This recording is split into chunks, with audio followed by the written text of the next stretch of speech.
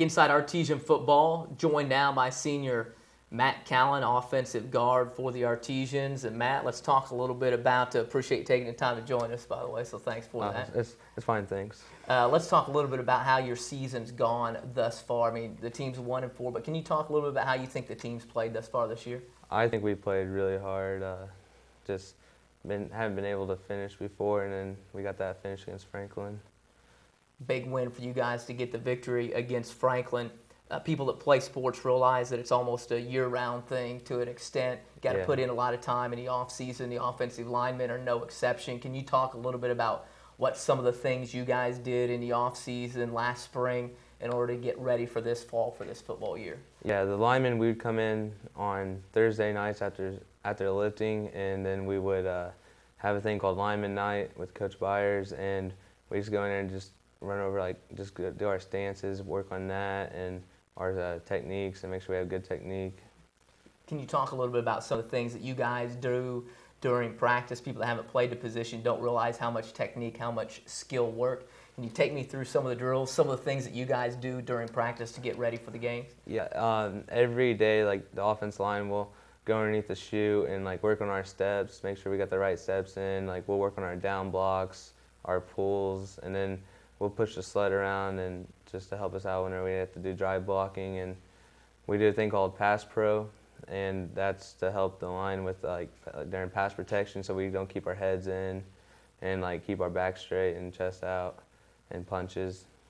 You look at this as well, people don't realize how much of a really a team effort it is there on the line of scrimmage, and you really have to have some chemistry and things like that. That's easily made in the off season, like you said. It becomes an issue though sometimes when you start losing guys to injuries that you've depended on. Can you talk a little bit about that adjustment and how you guys have had to handle with new kids coming in there? Really, it seems like every other week. Yeah, we've had to put in some younger guys, but they're stepping up really well, and they're playing pretty hard out there. How difficult is that? You've had it before, like you said, really your first full year here at the varsity. How difficult is that transition from when you're playing against at the freshman level or at the JV level to now you step up to varsity? What are some of the differences, and how difficult is that to be able to make that adjustment? Yeah, it's a whole lot different. You got bigger guys that you weren't really prepared for, and it's a little bit more pressure. You think it's you got more fans out there, so it's louder in the stands, and then let's see here. Just probably the speed of the game too. Is probably a little bit different, isn't it? Yeah, the speed of the game. It's a whole lot. It seems for some reason it seems a little bit slower actually out there on the field than what it does during the JV game. JV games seem like they fly by fast, but these varsity games just seems like on the field everything's going slow motion. That's probably good because it's been at that point you've been able to see things happening and be able to see the game slow down a little bit. You know what you're doing at this point. You've been there and been comfortable with it. You're getting your linemen there together. Can you talk a little bit about the other guys that are on the line with you and who we can see out there game in and game out? Yeah, we had the two sophomores, Sam Kleesner and Jared Knox, that play left guard and left tackle. They're actually they're doing pretty well this season. They're stepping up. Jared Knox had to step up for Matt Haggard when he tore his ACL. So we've been working on him, trying to get him ready. I think he did pretty well against Franklin last week. And we had the two juniors on our line, David LaPasa and Rapolo. Rapolo has been doing pretty well this season for us, and so has David. David went out, I think it was against the Greenwood game when he tore a ligament in his thumb, but he's back, and he's trying to get 100%, but he's still playing. He's playing well without being 100%. You guys got a big challenge coming up on Friday night, the Whiteland Warriors. If you were on the defensive line, you would look across and say a pretty huge offensive line for Whiteland. They've got some big guys, but knowing a little bit about Whiteland, what are you guys working on, practicing on this week to try to make sure you get ready to be able to prepare for the Warriors, or is it pretty much the same things that you guys continue to do every week, just to make sure you take care of what you do? Yeah, it's pretty much the same. They run that 4 front that we're used to. They sometimes run the 3 front, and we've been just working on that also. And they don't slant as much as Franklin did, but they do every once in a while, so we just have to watch that. And I don't think they throw as many stunts at us, so we should be able to like have good pass blocking on them. You guys, you've had the opportunity the past couple of years to play with your brothers. What's that experience like to be able to be out there with them and battle through the football games on Friday nights? It's pretty fun out there. Sometimes frustrating.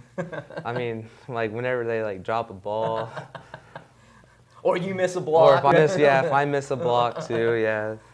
But yeah, it's kind of fun. Like it's nice knowing like 'cause you have that brother out there that like maybe he needs help on something like. Because they do have to block receivers sometimes, and so I sometimes help them out with knowing what they need to do. And well, I mean, they don't really help me out as much, but yeah, it's fun out there playing with them. Got a chance to do that coming up Friday night. Appreciate taking time to join us. Good luck on Friday against Whiteland. All right, thanks. Senior guard Matt Callon here inside Artesian Football. We'll move Matt out, bring Coach Kutruff back in, and take a further look at the Whiteland Warriors. We'll do that when Inside Artesian Football continues.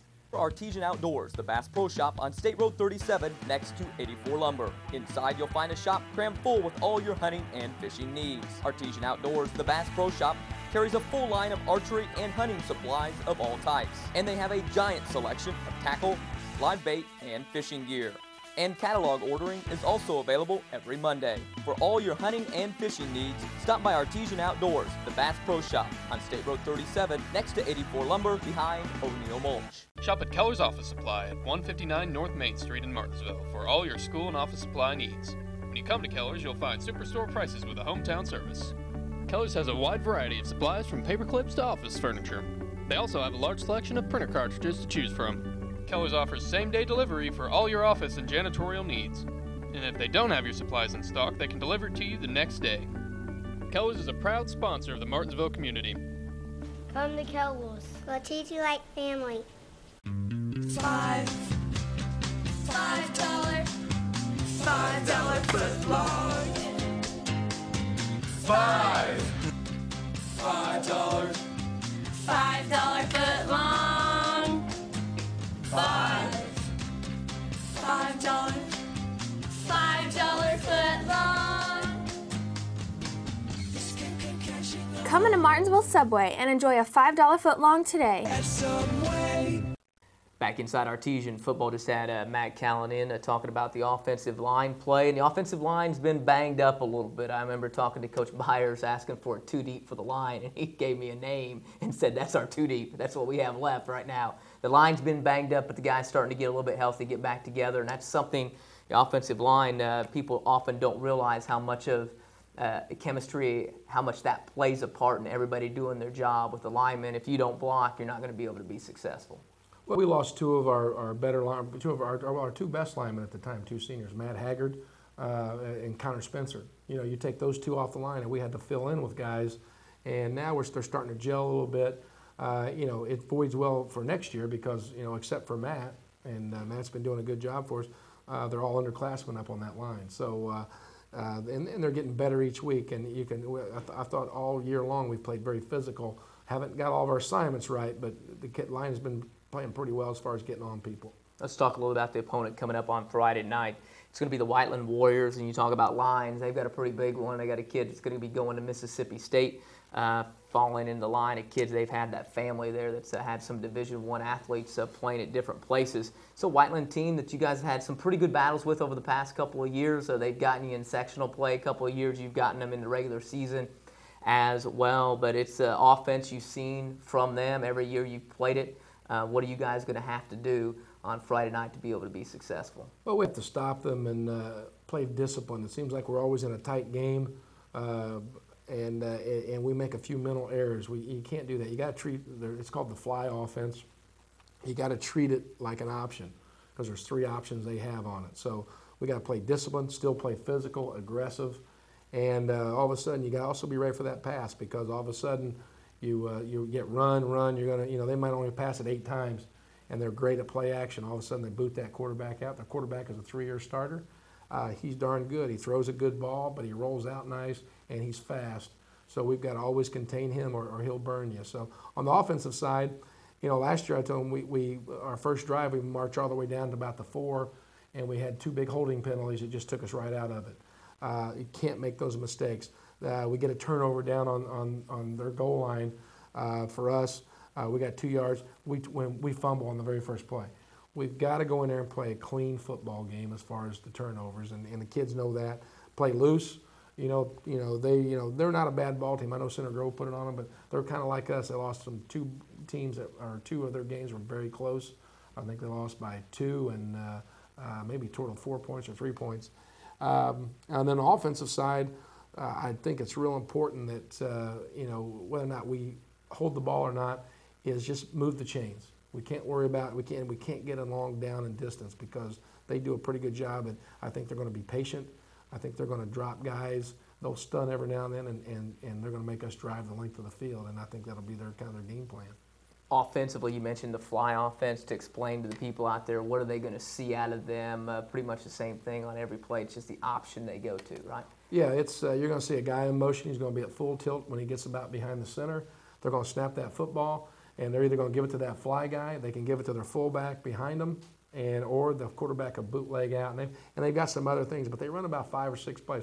These kids start running that in the first grade. It's really, those guys know it. And so now Coach Fisher's been there for 6 years, 7 years, and these kids have been running that offense, and they run it pretty darn well.